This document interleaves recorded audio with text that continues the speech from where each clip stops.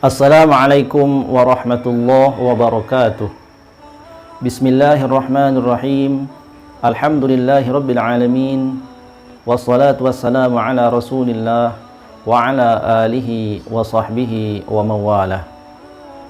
Hadirin jamaah sekalian yang dirahmati Allah subhanahu wa ta'ala, puji syukur kepada Allah atas limpahan nikmat yang diberikan kepada kita semuanya, sehingga pada hari yang berbahagia ini kita telah disampaikan Allah subhanahu wa ta'ala pada bulan yang penuh dengan barakah, yakni bulan Ramadan.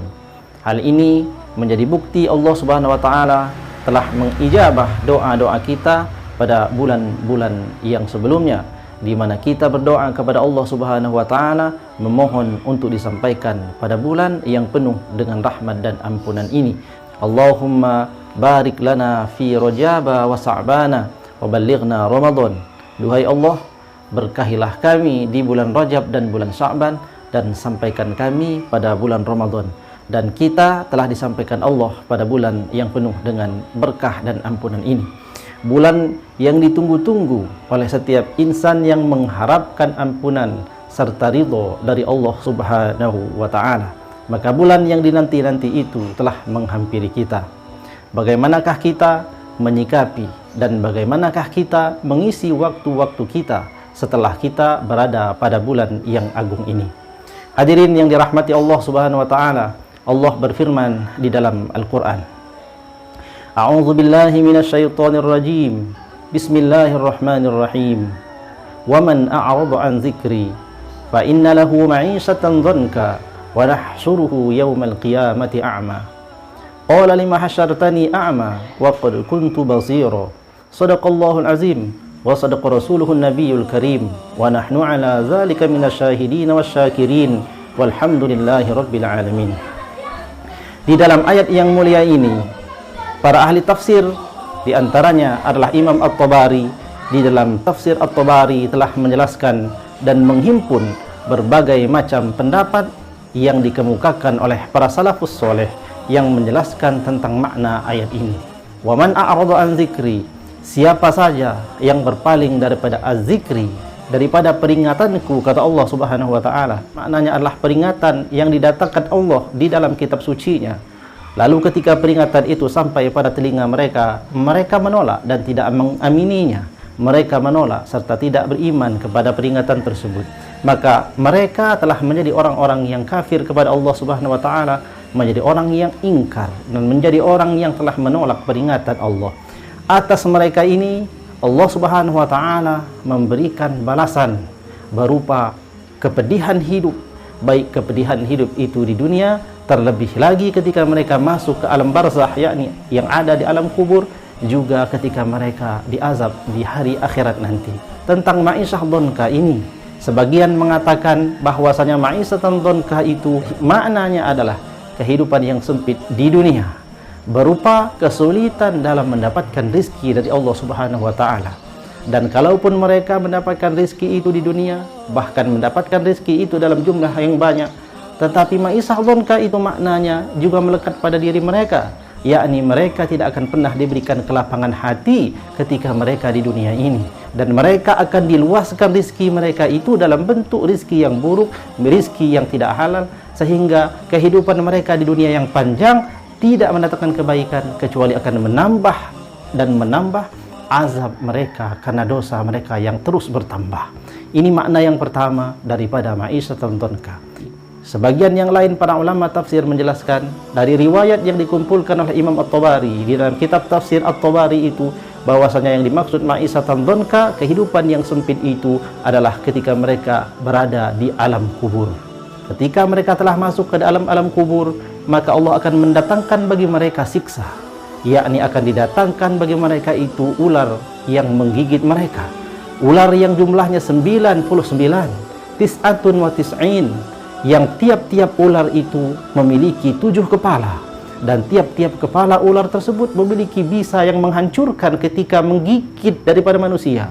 Dan seluruh daripada ular-ular yang jumlahnya 99 itu, tiap-tiap ular memiliki 7 kepala. Tiap kepala itu menggigitkan dan menyemburkan bisanya pada orang-orang kafir yang ingkar terhadap ayat-ayat Allah itu.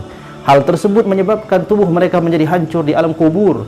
Kemudian mereka akan dibangkitkan kembali dalam keadaan semula, lalu kemudian digigit kembali sampai hari kiamat. Mereka menanggung azab yang begitu pedih ketika mereka ada di alam barzakh. Dan tidak cukup sampai di situ. Setelah nanti hari kiamat, Allah akan memberikan bagi mereka azab yang lebih pedih dan lebih kekal lagi daripada azab kubur tersebut. Sebagaimana Allah Subhanahu wa taala berfirman di dalam Al-Qur'an, "Wala azabul akhiratu asyaddu wa abqa." Dan sungguh azab akhirat itu lebih pedih dan lebih kekal. Sementara mereka dikubur sudah disiksa dengan siksaan yang pedih, itu tidak bisa digambarkan bagaimana manusia itu menggambarkan betapa pedihnya azab tersebut. Dan itu ternyata bukan azab yang paling keras. Ternyata di akhirat Allah akan memberikan tambahan azab yang lebih pedih dan lebih kekal lagi. Hadirin, apa yang menyebabkan mereka mendapatkan azab yang demikian itu? Allah telah jelaskan, mereka termasuk orang yang berpaling daripada peringatan Allah Subhanahu wa ta'ala. Mereka tidak imani Al-Quran, mereka tidak baca Al-Quran, mereka kafir terhadap Al-Quran, mereka tidak yakin dengan apa yang diturunkan oleh Allah Subhanahu wa ta'ala. Maka daripada penjelasan-penjelasan ini kita bisa melihat, kita bisa mengambil konklusi, kita bisa mendapatkan kesimpulan, kita bisa mendapatkan ringkasan daripada penjelasan yang luas itu, bahwasanya sifat daripada orang-orang kafir itu adalah berpaling. Dan berpaling itu mereka buktikan, mereka tidak imani, mereka tidak baca, mereka kufur terhadapnya. Maka sifat-sifat berpaling, sifat-sifat ingkar ini tidak hanya ada pada orang kafir, tapi sejatinya setiap makhluk, setiap manusia, selain daripada para nabi, para rasul dan orang-orang soleh serta para wali-wali Allah, orang-orang awam seperti kita tentu juga memiliki sifat tersebut di dalam hati kita. Maka untuk menghilangkan sifat-sifat syaitaniyah, untuk menghilangkan sifat-sifat keingkaran, untuk membuktikan bahwa kita bukan termasuk orang-orang kafir itu, maka wajiblah kita membuktikan kesetiaan kita pada Al-Quran itu. Maka sekarang kita ada di dalam bulan Ramadan yang juga disebut dengan Syahrul Quran, karena memang Al-Quran itu diturunkan pada bulan Ramadan yang penuh dengan keberkahan itu. Bagaimana kita membuktikan kesetiaan kita pada Quran? Yakni kita mengamalkan Al-Quran itu, yakni dengan tahapan-tahapan. Yang pertama, kita harus membacanya. Kita membacanya, membaca dan membaca. Baginda Nabi SAW telah menjelaskan kepada kita akan perintah ini, yakni diperintahkan kita membaca Al-Quran.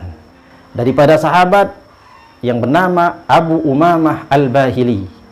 Abu Umamah Al-Bahili telah berkata, qala an Abi Umamata radhiyallahu anhu qala, sami'tu Rasulullah sallallahu alaihi wasallam yaqul, iqra'ul Qur'ana fa innahu ya'ti yaumal qiyamati syafi'an li ashabihi, rawahu Muslim.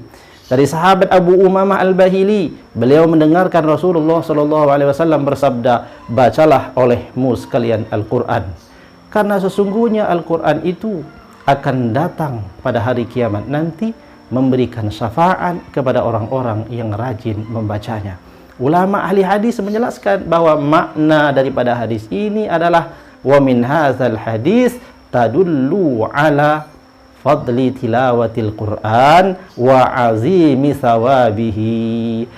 Para ulama menjelaskan bahwa hadis ini menunjukkan akan keagungan, keutamaan orang yang membaca Al-Quran dan betapa besar ganjaran yang diberikan Allah, yakni akan menyampaikan mereka kepada surga. Orang memimpi-mimpikan surga. Orang memimpi-mimpikan untuk terbebas dari azab. Rasulullah beri jalannya, baca Quran, lalu kemudian Quran itu akan mendatangi seseorang yang membacanya sebagai syafaat baginya yang akan menyampaikannya pada surganya Allah Subhanahu wa ta'ala.